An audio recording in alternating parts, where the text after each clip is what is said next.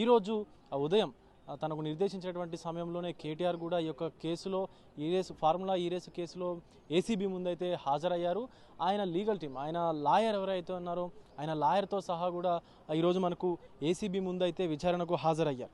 So ఇదిలా ఉంటే కేటీఆర్ విచారణ తర్వాత కేటీఆర్ అసలు ఇంటికి వెళ్తారా లేక అరెస్ట్ అవుతారా అనేటువంటి అంశం అయితే తీవ్ర చర్చనీయాంశంగా మారిందనేటువంటి అంశం కనిపిస్తూ ఉంది, అవకాశం అయితే కనిపిస్తుంది. ఎందుకంటే మరోవైపు ఇదే కేసులో నాటి పురపాలక ప్రత్యేక కార్యదర్శి అరవింద్ కుమార్ను బుధవారం అంటే నిన్న కూడా ఏసీబీ అధికారులు అయితే సుదీర్ఘంగా విచారించారు.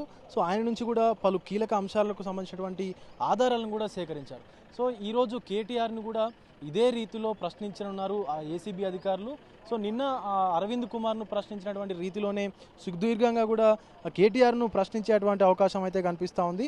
అయితే ఈ క్రమంలోనే కేటీఆర్ విచారణకు వచ్చిన తర్వాత ఏ అంశాలపైన ఆయన ప్రశ్నలు అంటే ఆయనపై ప్రశ్నలు సంధించేటువంటి అవకాశం ఉంటుందనేది ఒక్కసారి మనం చూసుకున్నట్లయితే అసలు ఏదైతే మనకు ఈ రేసు ఫార్ములా వ్యవహారంలో ఎఫ్ఈఓ ఏదైతే ఉందో అలాగే నెక్స్ట్ జెన్ కంపెనీ అలాగే ఈ పురపాలక శాఖ మధ్య జరిగినటువంటి తొలి త్రైపాక్షిక ఒప్పందం సమయంలో జరిగినటువంటి కమ్యూనికేషన్ వివరాలను కూడా ఏసీబీ అధికారులు ఇప్పటికే పూర్తి స్థాయిలో అయితే సేకరించారు.